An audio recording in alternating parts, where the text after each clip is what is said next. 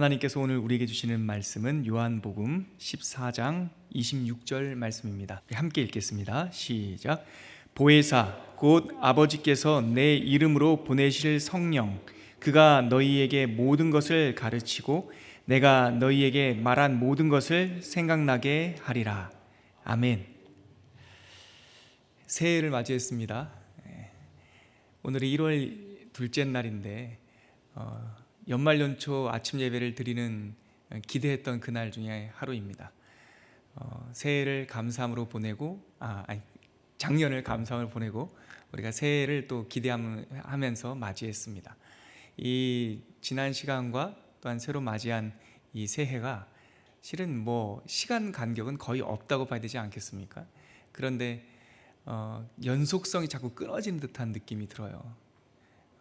근데 이렇게 연말 연초 함께 기도로 시작하면 어제와 다른 새해를 맞이하지만 또 어제와 틀리지 않은 꾸준한 그런 하나님의 연속성 있는 역사를 기대할 수가 있게 되거든요. 그래서 저는 이 1월 2일 전에 있던 교회에서는 1월 1일 아침 예배를 신년 예배로 드렸거든요. 그날이 되게 좋았어요. 여러분 성경 통독표 이미지 받으셨죠? 새해 통독표. 1월 1일 날 창세기 혹시 어제 읽으셨습니까? 저한테는 우리 성경 스케줄을 보면 빨간 날은 개별 통독을 거의 하거든요. 이렇게 쉬는 날은. 그런데 1년 중 휴일 중에 말씀을 꼭 읽어야 되는 날이 하루가 있다면 그날은 1월 1일입니다. 세상에서는 그날을 휴일이라고 말하지만 1년 중에 첫날을 하나님의 말씀과 보내기로 뜻을 정하는 것, 그게 의미가 있다 이런 생각이 들죠. 그래서 일상에 우리가 어제 휴일을 마치고 오늘 새로운 2020년 일상의 첫날을 시작할 때 이렇게 여러분들과 아침의 말씀으로 또 지난번과 쭉 이어지는 이 역사성 있는 말씀과 기도로 시작할 수 있어서 너무나 기쁜 아침입니다. 늘 이렇게 하나님과 말씀과 또 기도로 동행하는 올해 2020년이 되시기를 바랍니다.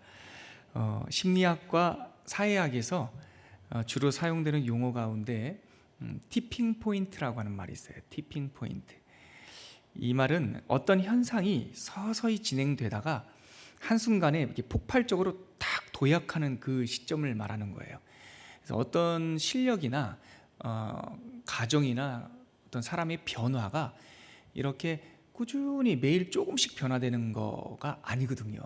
악기를 배울 때도 여러분들 그런 경험이 있는지 모르겠지만 아주 지루할 정도로 뭐가 바뀌지 않아요. 실력이 늦는 것 같지 않아요. 하지만 그 지루한 것들을 꾸준히 반복하다 보면 어느 순간 티핑 포인트를 만나요. 그래서 실력이 나도 모르게 어제와 달라요. 불과 어제까지는 내가 이 실력이 아니었는데 갑자기 오늘 어제 몰랐던 것을 탁 깨닫고 도약하는 경우가 있죠. 이 주제를 가지고 책을 쓴 사람도 있는데요. 그 사람이 쓴 책에 보면 그 해리포터라고 하는 유명한 책 아시죠? 전 세계적으로 많이 팔린 책인데 그 책이 처음부터 인기가 있었던 게 아니에요. 처음에는 볼품없는 그냥 아이들이 보는 판타지, 그냥 그럭저럭 판타지 소설인 줄 알았는데 꾸준히 판매되다가 어느 순간에 탁 만나서 도약하죠. 말씀의 뿌리 내린 교회는 때를 따라 시절을 따라 열매를 맺습니다. 그리고 성장을 해요. 그러나 매일 조금씩 무슨 적금 들듯이 적립하듯이 이렇게 자라는 것이 아니라 시절을 따라 우리가 하나님과 동행하지만 어느 한순간에 그 꽃이 탁 만개하는 순간이 있다고요. 그리고 열매가 맺히는 순간이 있어요. 꾸준히 가다 보면 그게 바로 영적인 티핑 포인트라고 할 수가 있습니다. 저희가 큰 덩어리로 이 열매를 지난주에 언어의 열매, 말의 열매를 맺는다. 그리고 이번 주에는 생각의 열매, 생각에 하나님의 이런 성령의 열매들을 맺게 된다. 이런 말씀을 드렸는데 사실은 나누어 보면 굉장히 많은 열매들이 이렇게 그 안에 포함되어 있습니다. 큰 이 주제 안에. 그래서 어느 순간에 갑자기 내 말이 바뀌는 순간이 있어요. 그 전에는 불평하고 다투고 부정적인 말과 생각이 많았는데 어느 순간에 이게 탁 바뀌어요. 남성분들 그런 적 있죠. 예수님 믿고 삶이 조금씩 변화되고 은혜 받다가 그 시냇가에 심겨져서 조금씩 주님과 동행하다가 어느 순간에 내가 30년 동안 끊지 못했던 그 담배 습관이지 않습니까? 어느 순간 딱 끊는 분도 계세요. 그게 티핑 포인트를 만난 거죠. 어느 순간 삶의 큰 방향이 바뀌는 그런 순간이 있다는 겁니다. 성경에 그런 때를 말해요. 그것이 바로 성령께서 오시는 순간이에요. 오늘 우리가 읽은 요한복음 14장 26절, 예수님께서 약속하시는 내용이에요. 이때가 예수님께서 제자들과 3년 정도 동행하실 순간이었어요. 3년이면요 적지 않은 시간이죠. 예수님으로부터 직접 말씀도 들었는데 제자들은 근데 3년 동안 정말 놀라울 정도로 변하지 않아요. 예. 제자들은 놀라울 정도로 변하지 않아요. 똑같아요. 예. 예수님께서 승천하시기 직전, 우리가 작년에, 벌써 작년이 되었죠. 작년에 요한복음을 묵상하면서 13장부터 고별 설교라고 그러지 않았습니까? 마지막 일주일이라니까요. 이 시점이 마지막 십자가를 달리는 그 사건, 십자가 고난을 눈앞에 둔 그 시점이에요. 그 시점에 주님께서 3년을 꽉 채워서 소위 제자 훈련을 하고 예수님과 동행한 제자들에게 내가 성령을 너희들에게 보낼 거야. 근데 그 성령이 오시면 너희들이 바뀔 거야. 지금까지 동행했던 모든 그 풍성한 잎사귀와 하나님의 말씀의 교제와 또 이런 것들이 성령께서 오시는 순간 열매 맺듯이 꽃이 탁 터져서 향기를 내듯이 그러한 변화의 순간이 올 거야 라고 우리들에게 약속해 주시죠. 언어의 열매, 생각의 열매를 풍성히 맺기를 소망하는데 그 모든 소망의 그 결정적 순간에 성령의 임재가 있다는 겁니다. 자, 그러면 성령께서 우리들에게 어떻게 효과적인 그 역사를 하시는지, 오늘 말씀 짧은 구절 같지만 그 안에 굉장히 중요한 내용들이 담겨 있습니다. 첫 번째, 예수님께서는 성령을 어떻게 묘사하냐면요, 전반부에 보니까 이런 내용이 나와 있죠. 여러분들이 한번 눈으로 따라서 저와 함께 읽으시면 좋을 것 같습니다. 제가 대표를 읽겠습니다. 보혜사, 곧 아버지께서 내 이름으로 보내실 성령. 이게 바로 성령께서 우리들에게 효과적으로 역사하시는 첫 번째 주제입니다. 성령께서는 어떤 분이라고 말씀하시냐면 보혜사라고 말해요. 아버지께서 내 이름으로 보내실 성령, 그분이 바로 보혜사라는 거예요. 우리가 작년에도 여러분들 나누었지만 기억나십니까? 보혜사라는 뜻이 뭡니까? 이 신약 성경의 언어로는 파라클레이토스, 파라라고 하는 말은 주변이란 뜻이라고 했잖아요. 영어로 말하면 around, 내 주변에. 클레이토스라고 하는 말은 말하다. 그러니까 성령이 오셨다라고 하는 그 성령은 어떤 에너지나 어떤 감정의 감동이 아니라 내 주변에서 나와 늘 함께 하시고 내 말벗이 되주시는 분이라는 거예요. 그러니까 성령이 오시면 말할 대상이 생겨요. 사람들과 말 안 해요. 사람들과 답답한 거 이야기하지 않아요. 여러분, 사람들과 이야기하면 문제가 생겨요. 근데 하나님과 이야기하면 기도가 돼요. 제가 목회를 배웠던 부산에 지난번 우리 첫 번째 사경회를 인도하신 정필도 목사님께서 40년 넘게 목회하시면서 후배 목사들한테 꼭 남겨준 말씀이 있어요.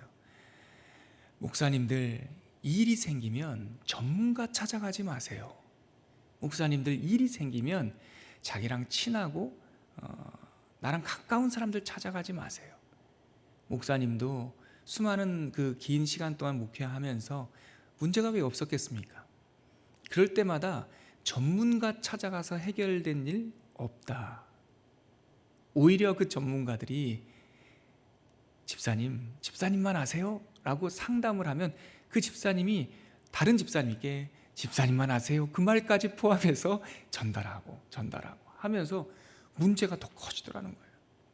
세상에, 근데 그 말이 우리들이 삶을 살아가는 지혜를 줘요. 세상 사람들은요, 파라클레이토스, 보혜사가 계시지 않기 때문에 전문가 찾아가죠. 그리고 사람 찾아가고, 심지어는 아무 능력도 없는 점쟁이도 찾아가죠. 근데 성령이 오셨다는 건 뭡니까? 그분이 우리 주변에, 우리 둘레에 늘 계시기 때문에 사람 찾아가기 전에 한 번 더 기도하고 한 번 더 기도하고 내 말을 들어주시는 주님과 동행하고 이야기하는 거죠. 그것이 바로 우리가 열매 맺게 하는 생각의 열매, 언어의 열매, 그것의 티핑 포인트라는 거죠. 결정적인 순간이라는 거죠. 두 번째, 오늘 읽은 말씀에 보면 그가 성령께서 어떤 일을 하시냐면 성령 그 다음이 이어지는 내용인데요. 눈으로 따라오시죠. 제가 읽어볼게요. 그가 너희에게 모든 것을 가르치시리라. 성령께서 오시면 우리들에게 효과적으로 역사하시는 그 역동, 힘이 뭐냐? 하나님께서 우리를 가르쳐 주세요. 저희 어렸을 때 그런 얘기 많이 했죠. 하나님께서 전지전능하시다며. 그렇지, 하나님은 못할 일이 없지. 어렸을 때 교회 다니는 것에 동의하지 않았던 친구들은 철없는 소리로 그런 얘기 많이 하지 않습니까? 하나님께서 무엇인지 할 수 있다면 하나님이 들 수 없는 돌멩이도 만들 수 있나? 전 초등학교 때 그런 얘기 들었습니다. 열심히 절에 다니는 친구들이 그런 얘기 했죠. 하나님이 그렇게 뭐든지 다 할 수 있다면 들 수 없는 돌도 만들 수 있나? 말이 되는 것 같죠? 그러나 그 친구들은 전능이란 말을 오해한 거죠. 하나님께서는 전능하신 분이기도 하지만 전지하신 분이라고 제가 전에 말씀드리지 않았습니까? 모든 것을 아시는 분이에요. 하나님은 지혜로우신 분이에요. 자기가 들 수 없는 돌을 만든다? 이거는 지혜 없는 거죠. 그건 말이 안 되는 거예요. 성령께서 임재하시는 사람은요, 지혜로운 사람들이에요. 하나님께서 무엇이 옳은 말인지, 무엇이 그른 건지, 이것이 하나님의 뜻에 합한 건지 합하지 않은 건지, 기뻐하시는 건지 기뻐하지 않는 건지 성령께서 오시면 아세요. 알게 해주세요. 왜냐하면 그 성령은 본질상 지혜와 계시의 영이기 때문에. 에베소서 1장 7절 말씀에 보면은 성령님에 대하여 이렇게 묘사하고 있는데요. 에베소서 1장 17절 제가 읽어드릴게요. 우리 주 예수 그리스도의 하나님 영광의 아버지께서 지혜와 계시의 영을 너희에게 주사 하나님을 알게 하시고, 이게 성령 하나님의 지혜로운 성령 하나님에 대한 묘사예요. 아주 구체적인 묘사. 이렇게 얘기하고 있죠. 제가 다시 한번 읽어드릴게요. 우리 주 예수 그리스도의 하나님 영광의 아버지께서 지혜와 계시의 영을 너희에게 주사 하나님을 알게 하시고, 이게 가르치신다라고 하는 말씀의 핵심이에요. 하나님을 알면 오해하지 않죠. 왜 자꾸 이렇게 서운하고 하나님께 삐지고, 하나님께 삐진 분들이 상당히 많아요. 하나님이 나만 괴롭힌대요. 그리고 하나님이 내 소원 잘 안 들어주신대요. 답답할 수 있는데 개인적으로는 하나님을 알고 하나님이 나를 사랑하는 줄 알고 하나님께서 지혜와 계시의 영, 성령을 충만하게 부어주시면 오해할 일 별로 없죠. 답답할 일 없고, 왜 그렇게 하는 줄 알면 억울할 일도 없죠. 힘든 게 없어지는 건 아닙니다. 힘듭니다. 예수님께서 우리를 사망의 음침한 골짜기로 보낼 때가 많습니다. 단련하게 하시는 경우가 있습니다. 그러나 하나님을 알면 그 모든 것이 한으로 맺히지 않고 모든 것을 합력하여 선을 이루는 그 하나님을 그 발걸음 속에서도 만날 수 있는 거죠. 세 번째, 오늘 우리가 읽은 그 본문 속에 성령의 효과적인 역사하심이 나오는데, 오늘 이 말씀이 우리들한테 굉장히 이 가슴에 박힌 그 메시지가 되어야 됩니다. 이어지는 말씀인데요. 내가 너희에게 말한 모든 것을 생각나게 하리라. 성령이 우리들에게 오시면 우리의 생각 속에 하나님의 말씀을 떠올리게 하고 생각나게 한다는 거예요. 이것이 가장 강력한 힘이에요. 성령 충만한 사람은 어떤 사람입니까? 하나님의 말씀을 떠올리고 말씀을 생각하는 사람이에요. 생각의 열매의 가장 큰 능력은 말씀이 나의 삶 속에서 움직이는 사람이에요. 말씀이 움직이는 사람. 그래서 내 경험, 사람들의 다수결, 사람들의 떠도는 말들에 흔들리지 않고 하나님의 말씀에 붙잡고 살아나는 경험들을 너무나 많이 하죠. 마틴 루터도 그랬습니다. 세상을 하나님의 진리 가운데로 바꾼 종교개혁을 일으킨 사람인데, 그 사람을 바꾼 말씀은, 힘은 로마서 1장 17절 오직 의인은 믿음으로 말미암아 살리라, 이 한 말씀이 그 사람을 바꿨어요. 성령이 오시면 우리들의 생각에 말씀들이 떠오르게 해요. 사람들이 떠올리지 않아요. 사람들을 묵상하지 않아요. 말씀을 떠올라요. 그래서 그 말씀 위에서 결정하고, 그 말씀 위에서 하나님과 함께 힘을 얻어서 걸어나가게 되죠. 여러분, 연말 연초 우리가 송구영신 예배 드리면서 말씀 암송 카드 하나씩 받았죠. 예. 제가 어제 이렇게 다른 교회 소식을 이렇게 듣다 보니, 어떤 제 친구 한 사람이 자기 SNS에다가 한 신문 기사, 기독교 신문 기사를 이렇게 링크를 했어요. 그 내용이 뭐냐면, 논란 중에 있다. 뭐가 그렇게 논란인가? 내용은 그 연말연초 송구영신 예배 드릴 때 이 말씀 카드를 뽑는 게 논란이다 라는 내용이었어요. 저 어렸을 때부터 논란이었어요. 왜 그렇습니까? 하나님의 말씀을 뽑는 것을 믿음이 연약한 초신자들은 마치 신년 운세 뽑는 마음으로 뽑는 사람들이 가끔 있다라는 거예요. 그래서 그거 가지고 이거를 신년 운세 뽑듯이 이렇게 뽑는 분들, 이걸 해야 되냐 말아야 되냐, 뭐죠, 뉴스엔조인가 그런 신문에서 그거를 썼더라고요. 그럴 수 있어요. 근데 하나만 알고 둘을 두 번째 걸 놓치는 것 같아요. 여러분, 어디든 좋은 것 속에서는 그 좋은 것을 다 모르고 오해하는 사람이 있을 수 있어요. 그래서 옛말에 어른들이 뭐 무서워서 장 못 담근다, 그 말씀이 그거 아닙니까? 먹을 만한 것들에는요 벌레가 이렇게 꿰요. 좋은 것에서는요 부작용들이 있어요. 그것을 운세 뽑듯이 뽑는 사람들이 있다고 해서 하나님의 말씀 1년을 살면서 성도들이 암송했으면 좋겠다라고 하는 좋은 암송 구절 나누는 것을 그만해야 됩니까? 사실 저도 고민을 많이 했었어요. 제가 그냥 한 게 아니에요. 저는 늘 뭘 하나 할 때 이 본질이 뭘까, 이 생각을 하려고 애를 써요. 간혹 그것을 운세 뽑듯이 사용하는 사람들이 있다 하더라도 저는 우리 성도님들이 1년에 성경 말씀 한 구절 암송했으면 좋겠어요. 그러면 우리 마음속에 담아둔 그 말씀, 어렸을 때 암송한 그 말씀이 어떤 위급한 순간에, 나에게 꼭 필요한 순간에 하나님께서 나에게 음성을, 말을 걸어오시고 싶어하는 그 순간에 그 말씀을 걸어오시거든요. 그래서 우리 통독표에 보면, 여러분들 유심히 보셨는지 모르겠지만 맨 밑에 보면 1주서부터 52주까지 매주에 우리가 읽었던 그 진도 속에서 암송했으면 좋겠다라고 하는 말씀이 한 구절씩 있어요. 그걸 따라오시는 분들이 제가 권면하지는 않았지만, 하나님의 말씀을 암송하는 것은요 너무나 중요해요. 그 말씀이 내 안에 있을 때 내가 성경을 펼 힘도 없고 많은 사람들의 시끄러운 말들로 내 마음이 송두리째 뺏겨버리는 순간에 어렸을 때 암송했던 그 한 말씀, 하나님의 그 말씀이 내 마음을 딱 붙들어서 그 마음의 낭떠러지, 포기하고 싶은 그 순간에 나를 딱 붙잡아 주신단 말이죠.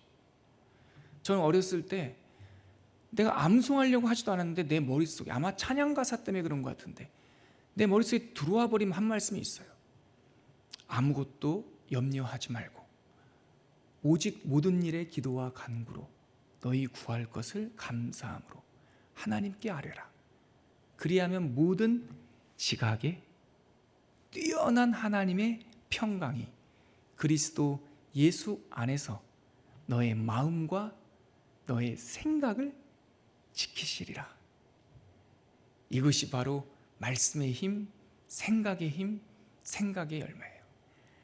여러분, 한 번 더 들어보십시오. 오늘 말씀의 결론입니다.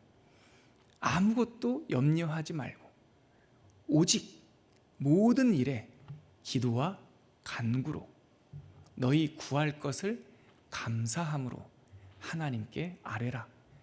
그리하면 모든 지각에 뛰어난 하나님의 평강이 그리스도 예수 안에서 너의 마음과 생각을 지키시리라. 하나님께서 성령을 통하여 우리들에게 주신 말씀을 생각나게 하실 겁니다. 그리고 그 말씀이 우리의 힘이 되실 겁니다. 그 말씀이 우리를 살릴 겁니다. 이 시간 함께 기도하시죠. 함께 기도하실 때 하나님, 보혜사 성령을 보내주신다고 하시니 감사합니다. 내 주변에 늘 불성곽처럼 지켜주시는 주님과 동행하게 하시고 염려하지 않게 하시고 기도하게 하시고, 그러면 그 말씀이 우리의 생각과 마음을 지키시고 하나님의 능력으로 동행하는 말씀의 사람, 성령의 사람 되게 해주실 줄 믿습니다. 이러한 사람 되게 해달라고 우리가 간절히 기도하신 후에 자유롭게 귀가하도록 하겠습니다. 함께 기도합니다. 하나님 아버지, 은혜를 감사합니다.